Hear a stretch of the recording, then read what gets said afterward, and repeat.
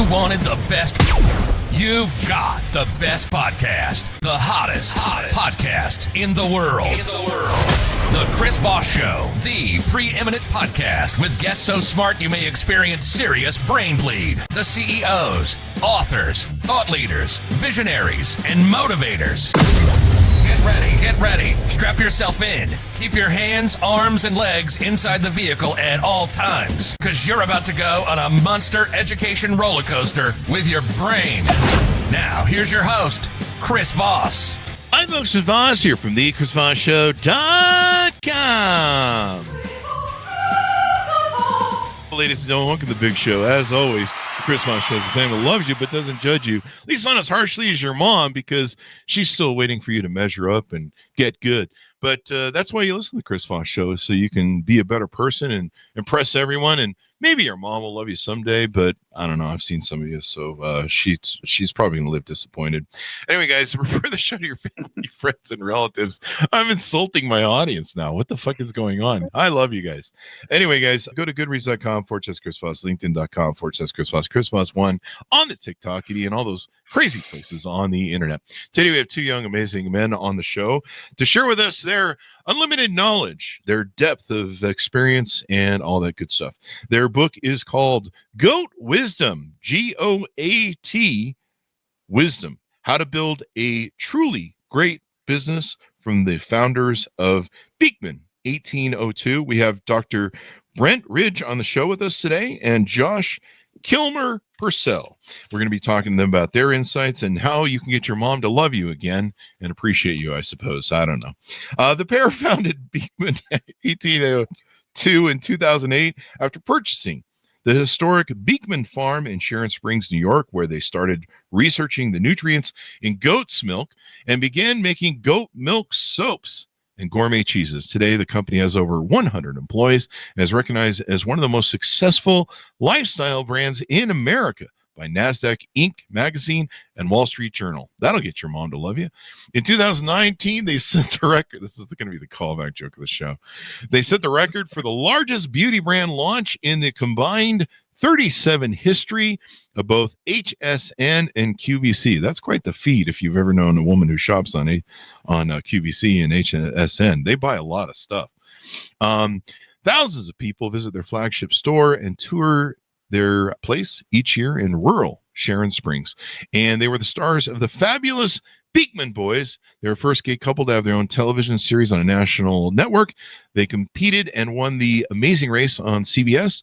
They published 4 best-selling cookbooks, a home decor book, and published an award-winning quarterly magazine, The Beekman 1802 Almanac. Thanks for coming on the show, gentlemen. It's wonderful to have you. Give us both your .coms or wherever you want people to find you guys on the interwebs.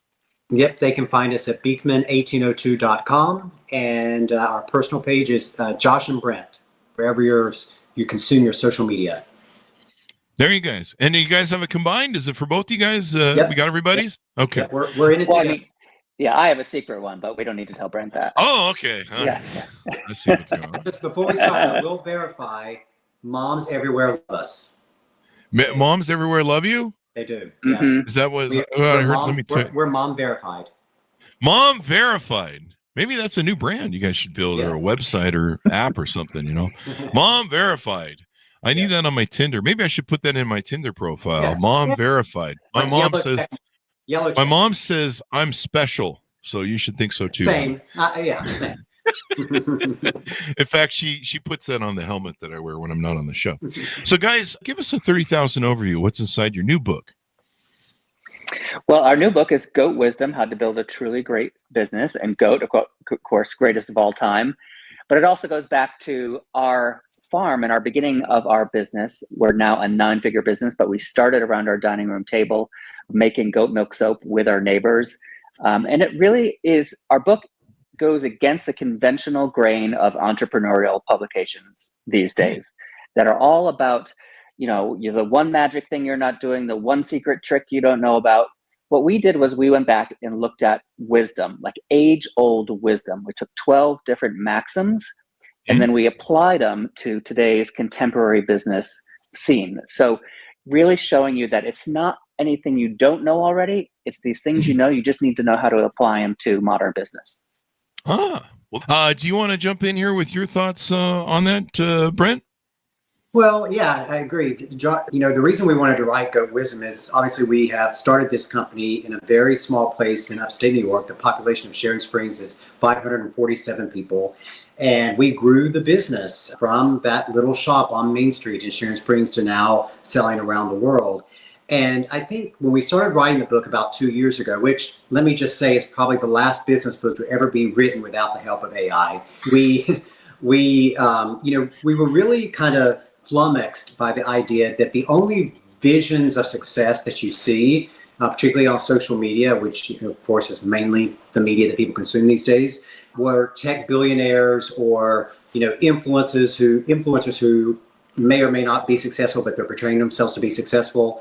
And we wanted to say, you know what? There are plenty of successful Main Street millionaires out there who built their businesses on Main Street, these businesses that are the backbone of the American economy. And there are plenty of people out there who dream of having that type of business. And so we wanted to write a business book for those people who want those types of businesses and give them all the tools that they would need to lay that foundation to create a greatest of all time business, no matter where they happen to be. How to create a greatest of all time business, the Tom Brady of business. That's right. I guess That's as it right. were, maybe. So I notice in the chapters, you guys have a lot of really interesting, I don't know what the right word for it might be, kitschy titles. Chop your own wood. It will warm you twice. Principle number 1, which I guess is in the preface. Is that a chapter then? Oh, I have the advanced copy. So that's probably the confusion there. Yep. I have the advanced reader's copy. So all things are not quite where they would be at the end. But chop your own wood. It will warm you twice. When the well is dry, we know the worth of water. A bad workman blames his tools. Make hay while the sun shines. Empty vessel. Why was it you kind of chose to use some of these, what would you call them? Analogies? Maxims, yeah. Like maxims? Proverbs or maxims. Uh-huh. And we chose to use them because they're wisdom. They're things that have been tried and true over millennium. And it's not a coincidence that many of them are farm-based or agriculture-based. I see that's, the theme. Yeah, that's where, mankind's success started. But what we want to do is say these proverbs that your grandmother knows, that your mom knows, that these are the things that are still applicable to today's business. Even though it might sound like you need to know everything about digital, marketing and, AI and all that, at the end of the day, they all filter down through these age-old proverbs. And these things are tried and true. The world is full of so many different people telling you this new thing and this might work or this, these are the things that are tried and true. As Josh said, they've been handed down for hundreds of years. They've been verified, and the reason that they exist and the reason people still say them is because there's truth to them. And as you know, from doing thousands of podcasts over the years, there's a lot of information in the world. Too much information for our brains to comprehend. But there's a difference between information and wisdom. And what we're putting out there is wisdom. And by the time you finish the book, not only will you have this wonderful, inspiring story about how we lost everything and then built this up from nothing, but you will hopefully learn whenever you're presented with information in this wide world of information that we exist in, you will understand what are the bits of information that are most important to you, and then you will immediately be able to convert them into wisdom and apply them to the problems that you're trying to solve in your business or in your life. So for example, one of the proverbs there is an empty vessel makes the most noise. We've all heard that before, but what does that really mean? And that equates to sort of competitive analysis. And we started our business, and for a long time, you would have business envy and be jealous of other brands that were starting and blowing up overnight. But then over the years, we watched these brands that blew up overnight just disappear just as quickly. And what we learned was an empty vessel makes the most noise. So when you're looking at your competitors, don't just look at the noise they're making, the PR, the top line. Look at their core, their authentic roots of their business. Is there a there? And if not, don't waste your time doing competitive analysis on them. Yeah, and you guys have been through quite the journey. Tell us about, give a synopsis of your guys' journey why you started this company, what was the proponents behind it, what put the two of you together as partners, and what was your journey like, if you can give us a rundown through that. Yeah, well, we met in New York City. Brent was a physician, and he worked for Martha Stewart. He started her health and wellness division. I worked in advertising for many years. I was also a writer.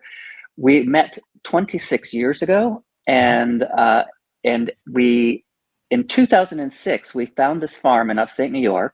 We were just on a weekend trip, going apple picking from the city. We found this farm for sale. We bought it. We loved it. It was just going to be a weekend place. And then we got a letter in our mailbox from a neighbor. His name was Farmer John. He was losing his farm. He had 80 goats, and he was going to lose his goats. And he said, "You have an empty barn. You have a little cottage on the property. Can I come out, mow your lawn if I can bring my goats?" And we said, "Sure." We thought at the time it would be fun to come up on the weekends and have a petting zoo for our friends. But then 2 years later, 2008, the big recession hit, and we both lost our jobs in the city within 1 month of each other.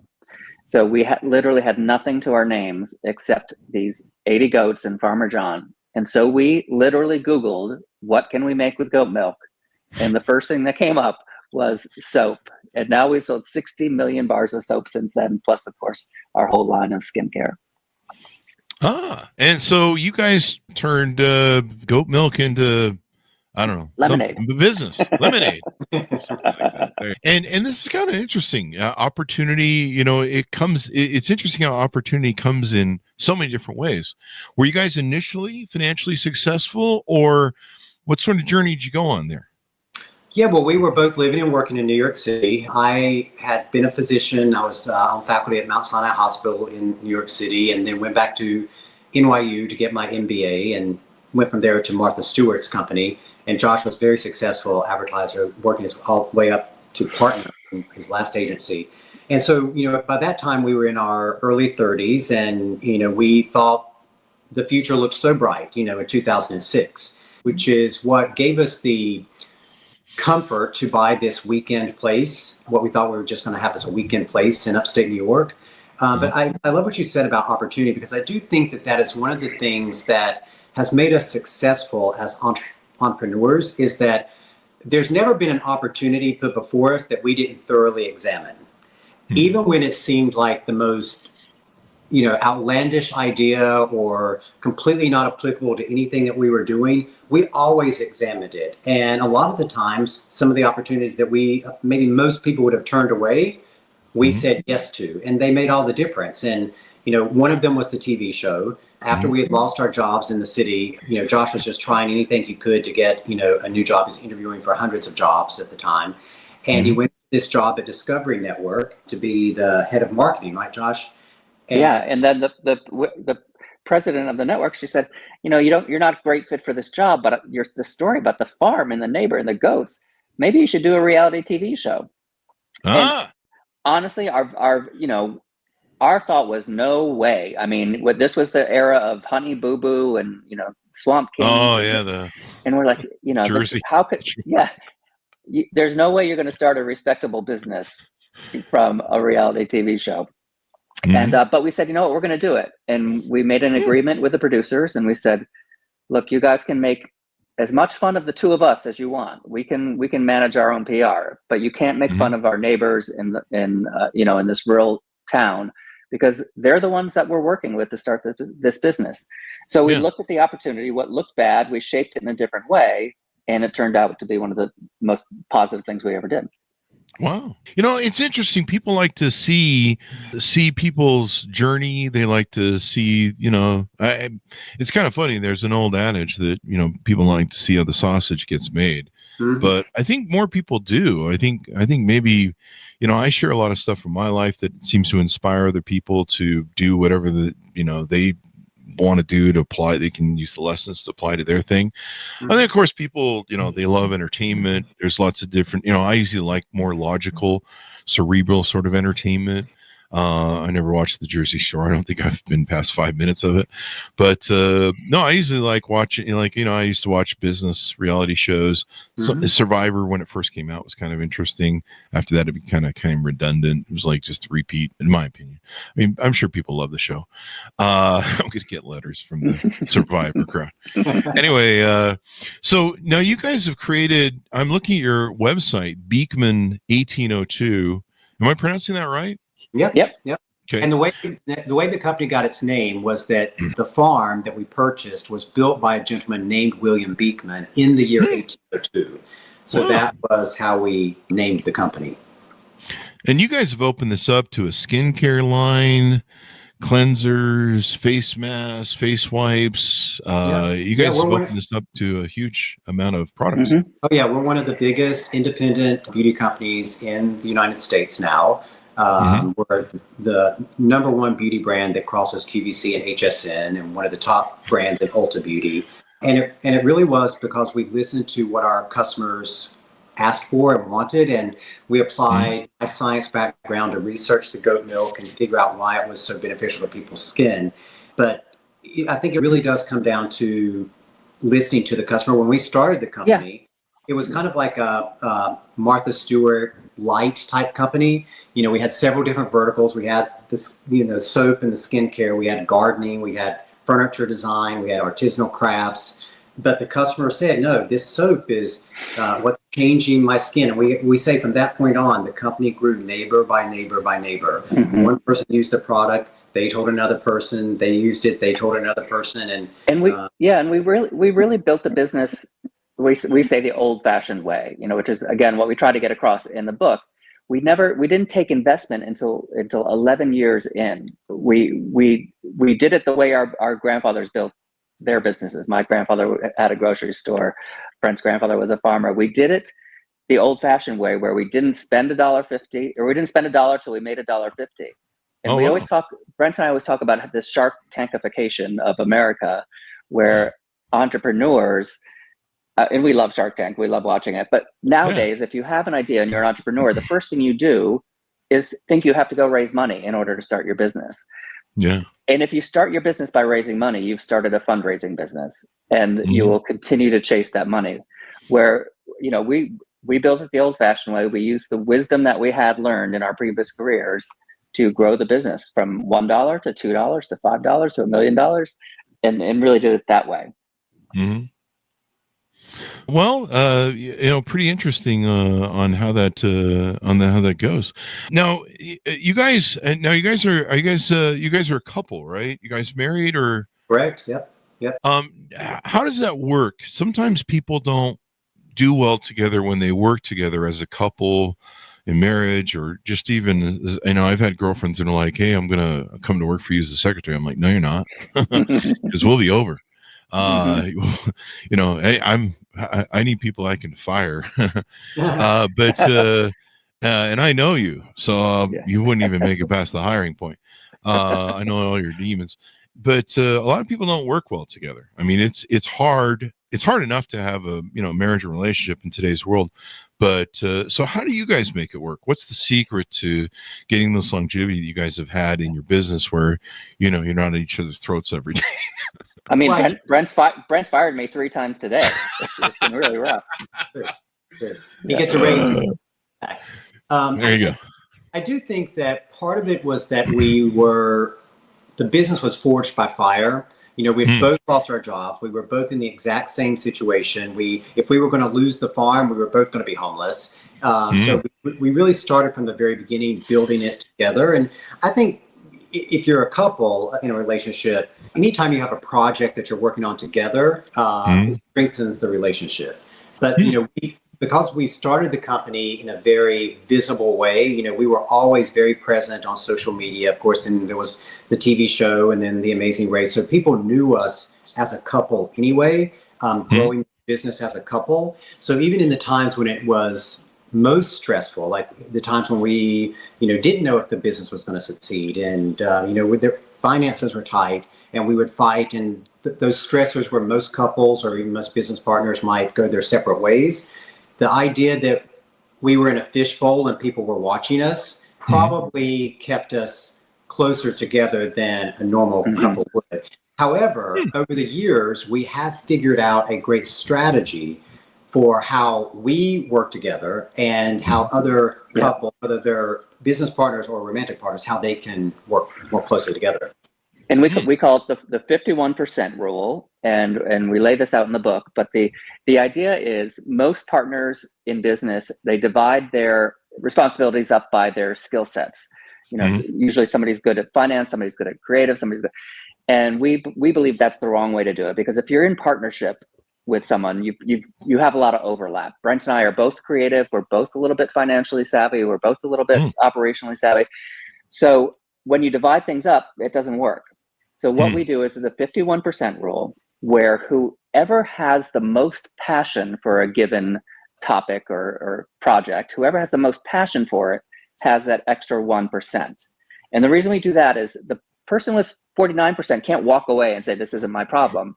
49%, you still have to point out all the flaws in the other person's thinking so that you forge their idea and make it better.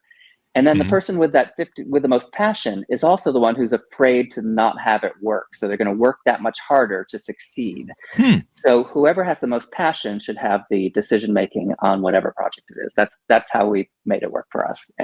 And we talk about that in the book in depth, and how partners can best work together, and sometimes when you shouldn't work together.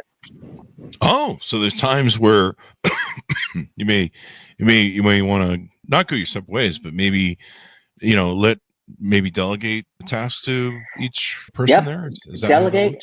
And sometimes go separate ways. They're not founding partners, probably not, but you might have long-term business relationships that you've had for a long time, but just because you've had them a long time doesn't mean it's the right relationship for today, whatever your challenges are today. So we talk about how you can separate in a productive way for everybody.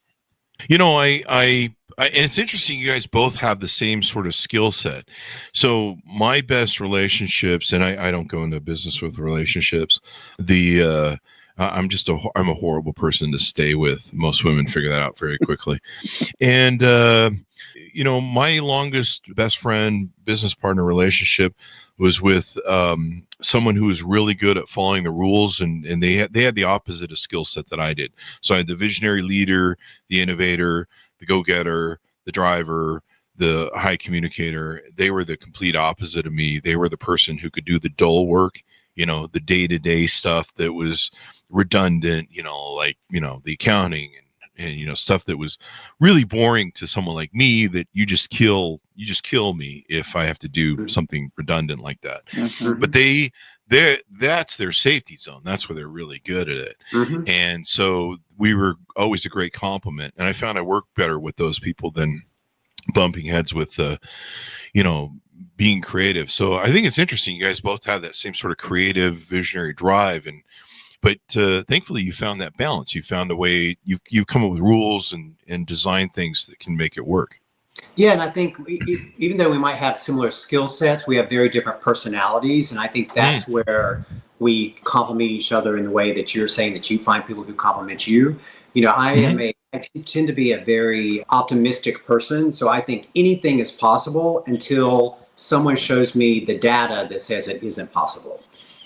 So I will always be the person who say, yeah, we can accomplish this, right up until the point where someone shows me the data. And one of the examples of this that we talk about in the book is in the first, our first big order that we ever got for the soap bars, which was the first product we started making, was with a company called Anthropology. And now this is a nationwide retailer, and they had ordered 52,000 bars of the soap. And at the time, there were only three of us. There was myself, Josh, and soap maker Deb. And we had about 6 months to get the order ready. And we could not afford to hire another single person, because we, at that point, were so desperate to get national distribution that we had negotiated a price per bar of soap that left us making about 5 cents per bar. So it was like probably a margin of 10%. It was terrible. And so we really couldn't afford to hire anybody else. And so I said, no, I can sit here and wrap all these bars of soap myself, these 52,000 bars of soap. And I really tried. And when I first started, it was taking me about 20 seconds to wrap each bar. And I ultimately got down to about 7 seconds per bar. And then we were about 2 or 3 weeks out from having to ship the order. Josh kept saying, "No, you're not going to get it done." I'm like, I can get it done. Yeah. When Brent says optimistic, I say delusional. So I actually sat there in another room without him knowing and watched him and timed him doing the bars of soap. And then I calculated, and I said, Brent, you can wrap 24/7 and we're not going to hit the deadline. So what we did then was we called in the neighbors and they came over and helped us wrap the soap. But it was that, Brent's optimism that, got the order in the first place and made us, double down and say we could do this when I would have said from the start, there's no way. And then, of course, my pragmatism where I was like, Brent, we have to figure out a better, more efficient way of doing this. Yeah.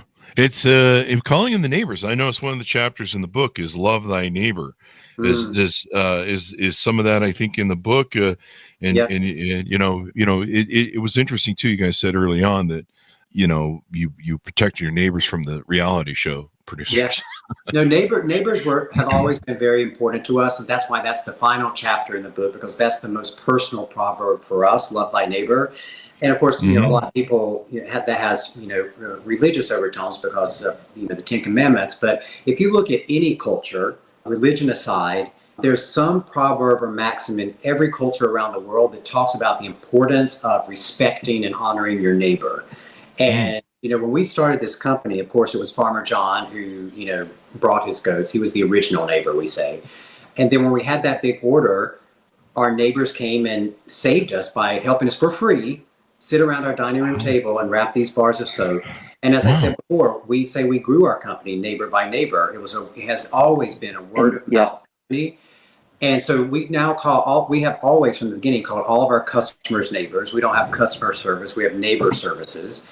When we're on QVC or HSN, talking about the product and someone calls in to talk to us, they always start every call with hi neighbor.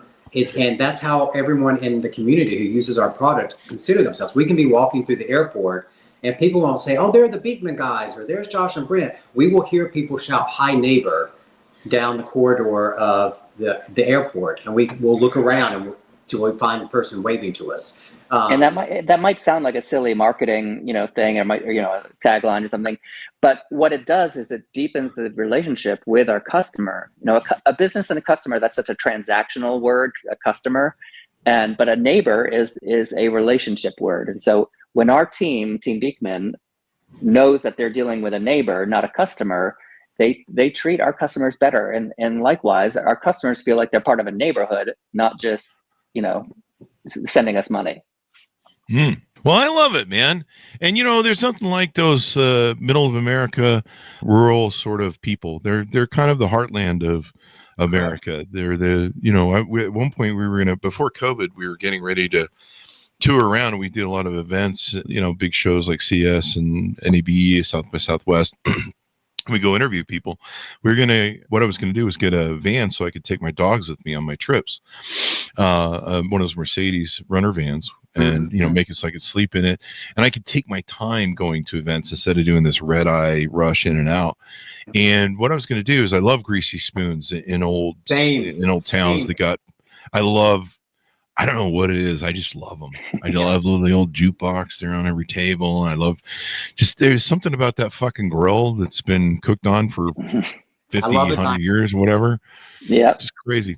And I was going to go interview the people. And, most of these would be the cities that got bypassed by the freeways when they built them. And, there's these classical towns. There's beautiful photography you can take in them. There's interesting conversations you can have with people, like, why do you stay here? The freeway passed you by, there's 2,000 people, 500 people in town, like, why do you stay here? What are the values that you have? Why is this important to you? Why haven't you done what other people have done, maybe moved to bigger cities and stuff? But there's a real, it is the fabric of America, those sort of areas. And I just always love the people. They're just down home. If you go to LA, you're going to find a whole different style of people that you're going to find in middle America. Well, and that's it. Yeah, go ahead. No, we completely agree. When we started the company, I can't tell you how many home and garden shows we did in B and C markets, meeting the people. And, even to this day, when we write a book, as you know, Chris, you don't make a lot of money writing a book. We write the book because, we like to get out there. We like to do book signings. We like to meet people. We like to meet the neighbors. And we think that's critical. It's like a lost art form. People don't go out and meet people. Well, it is the majority of America. Middle America is the majority of America, and anybody who starts a business from a boardroom, in New York, and they think their customer base is within 50 blocks of them, they're missing out on the largest market share out there, which is Middle America. Yeah. And it's been particularly problematic, I think, over the last 5 years, because if you look at companies as they get larger and larger, and the executives of the company get more and more separated from the customers that they're serving, because all of these executives get into their own algorithms, on social media. So what they see of the world is it's a problem in America that the people who are leading companies aren't understanding how their customers are living. Yeah. And I think because we, still live on the farm in Sharon Springs, New York, and we're still in this small town, we have a very realistic understanding of what people are going through. I just came in from weeding the garden. Well, there's something about working the ground that keeps you grounded. Maybe that's the title for a book or a t-shirt. Oh, no, that's in Go Wisdom Volume 2. We're going to use that one. Working the ground keeps you grounded. Yep. And maybe that's why, for eons of times we did that. And it seems like when we stopped doing that, we've kind of fallen away from ourselves and stuff. And, that's kind of where things are at nowadays. So you got to try and do better. Well, guys, as we go out, give people the final pitch out to check out your websites, order up your products, check out your book as well, et cetera, et cetera. I'll give both of you a shot at it. So take a turn. Yeah, well, I'll say, for all the moms out there, because we know they love us, if you have someone in your family, maybe it's someone who just graduated high school, or someone who graduated college, or maybe it's someone who's just lost their job and they're trying to figure out what they're going to do, and maybe they don't even think they have the skills to do something on their own. That's exactly why we wrote Go Wisdom. And we hope that our personal story is inspiration, but we hope that the practical advice that we give in the book really does help people make the life that they always dreamed of. And you can find the book in any bookstore, or of course on Amazon, and you can check out all of our products at beekman1802.com, on QVC HSN, or in Ulta Beauty. Well, thank you very much, gentlemen, for coming on the show. We really appreciate it. Thanks, Chris. Thank you. Thank you. And thanks to Honest for tuning in. Order up the book wherever fine books are sold. It's called G.O.A.T. Wisdom: How to Build a Truly Great Business, from the founders of Beekman 1802, just to get that exactly. Thanks so much for tuning in. Go to goodreads.com/Chris Voss, LinkedIn.com/Chris Voss, Chris Voss 1 on the TikTokity and all those crazy places on the internet. Be good to each other. Stay safe. We'll see you next time. That should have us out, gentlemen.